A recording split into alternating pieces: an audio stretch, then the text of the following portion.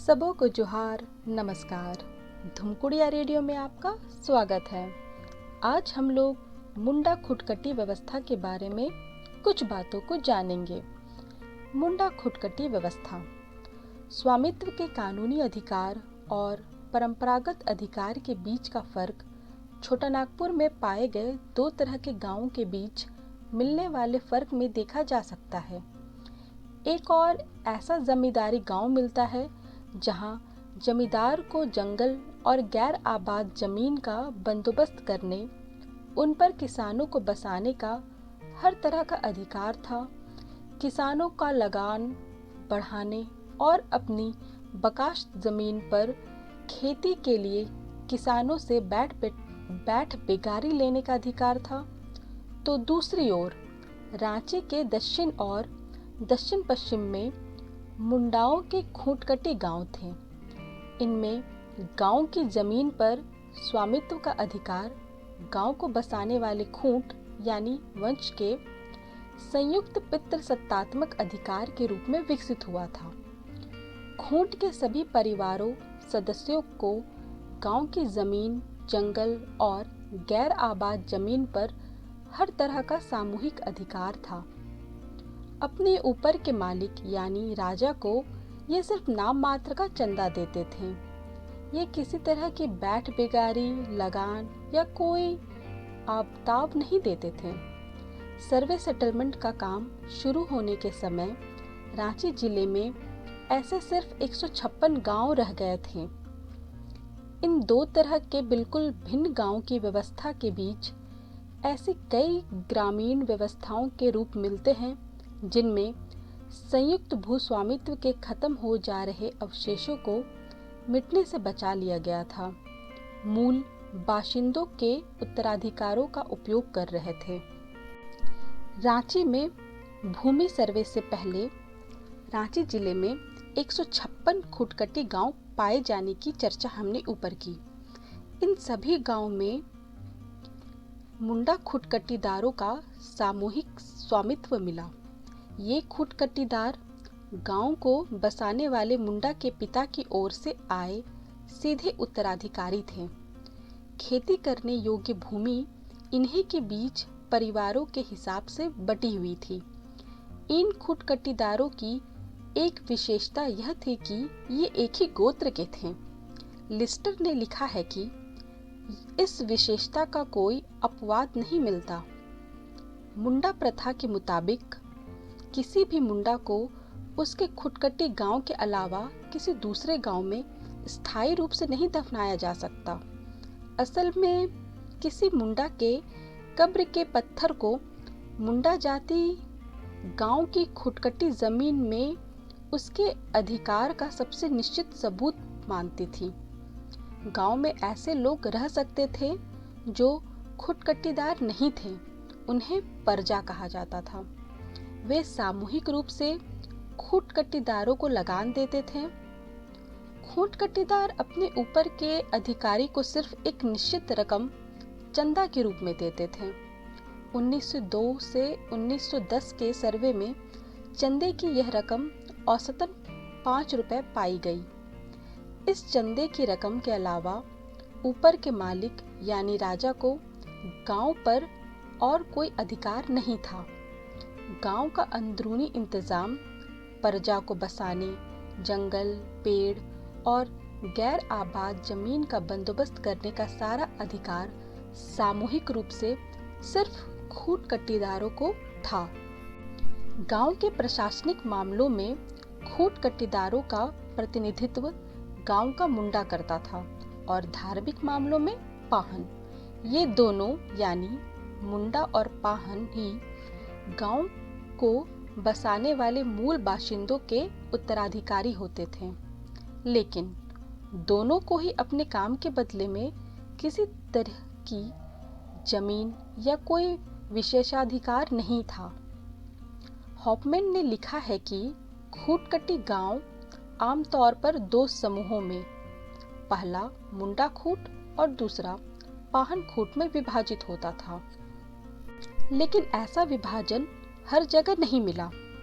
1875 में छोटा Nagpur ward state के मैनेजर ने लिखा कि खूटकटी गांव कई खूंटों में विभाजित होता था और हर एक खूंट मूल निवासियों के किसी न किसी व्यक्ति से अपनी वंशावली जोड़ता था। इसी तरह जापानी मानव विज्ञानी सुगियामा कोइशी ने भी 1961 में हूट नामक एक खूटकटी गांव में पाया कि खूटकटीदार कई खूंटों में बटे हुए थे, जिनकी वंशावली गांव को बसाने वाले व्यक्तियों से जुड़ी हुई थी। उत्तराधिकार की दृष्टि से खूंट एक महत्वपूर्ण इकाई थी। मुंडा प्रथा के मुताबिक सिर्फ पिता की ओर से आए पुरुष उत्तराधिकारी ही संयुक्त भूमि स्वामित्व में शामिल हो सकते थे। अगर कोई सदस्य बिना पुरुष संतान के मर जाए तो उसके हिस्से की जमीन उसी के खूंट के नजदीकी लोगों को मिलेगी। अगर वह खूंट ही खत्म हो गया तो उसकी जमीन गांव के मुंडा की देखरेख में रहती थी अथवा उसी गोत्र के मुंडाओं के बीच फिर से बांटी जाती थी। किसी भी हालत में खुटकटी जमीन उस गोत्र के बाहर के आदमी को नहीं मिल सकती थी।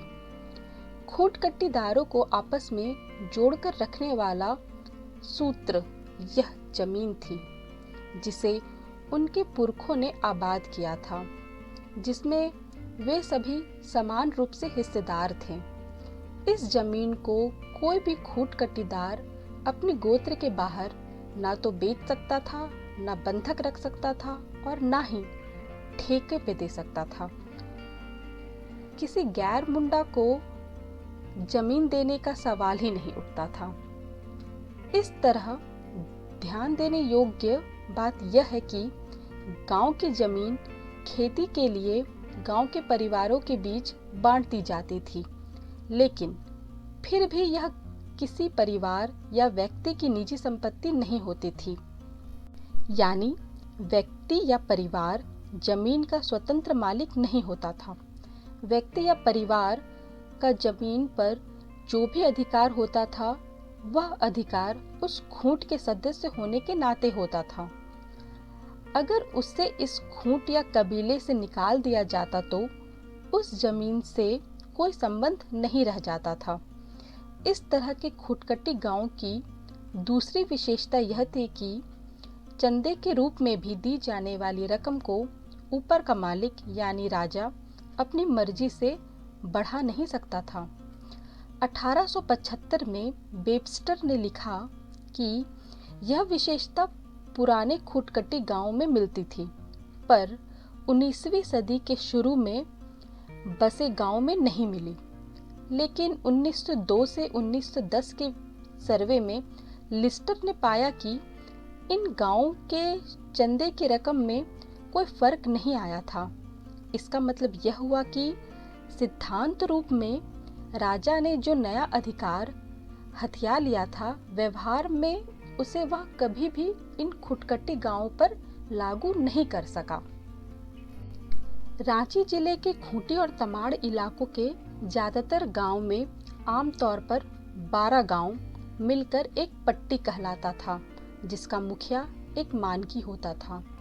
मानकी आमतौर पर अपने गांव का मुंडा भी होता था। गांव से जमा किए गए चंदे का एक छोटा सा अंश मानकी को मिलता था और बाकी ऊपर के मालिक को। कभी कभी पट्टी के कुछ गांव अपना चंदा सिर्फ मानकी को देते थे। इन्हें चपुटा गांव कहते थे। बाकी गांव मानकी के जरिए चंदा ऊपर के मालिक को देते थे। इन्हें ठाकुर गांव कहते थे।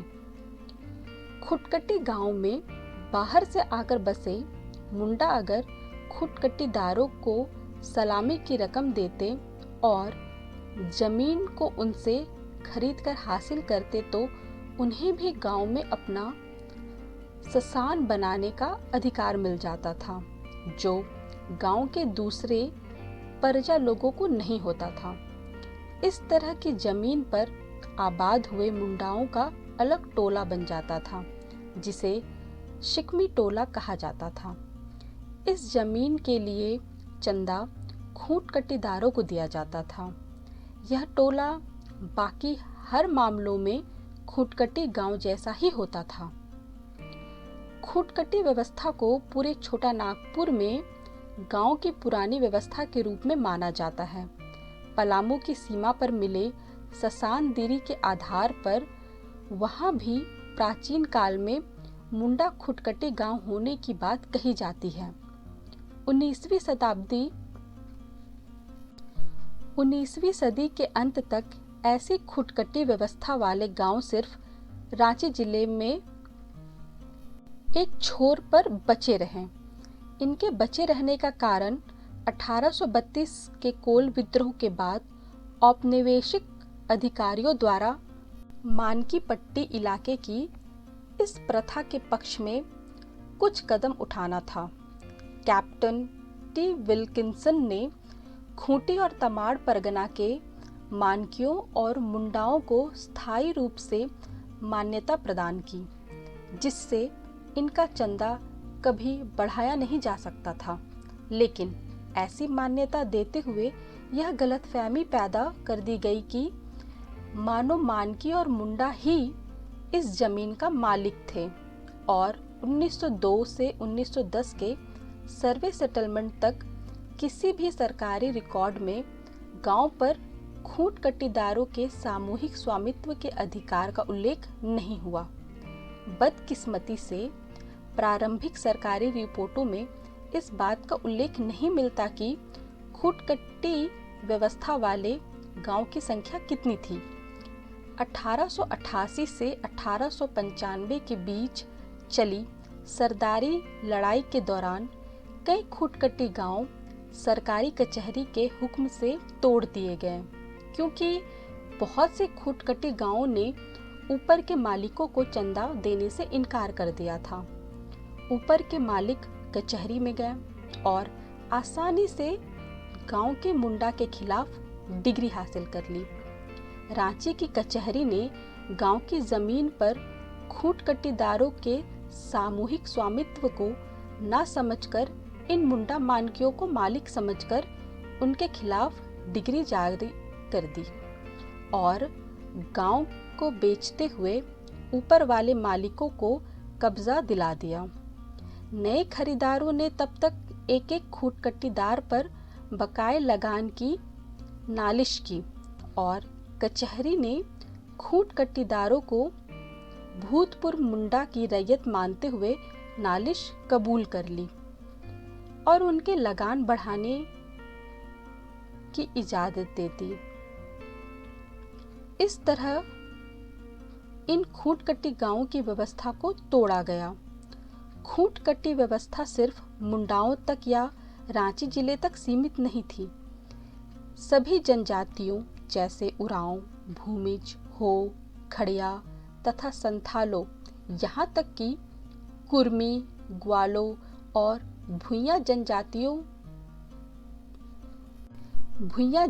के बीच भी ऐसी ही व्यवस्था चलती थी।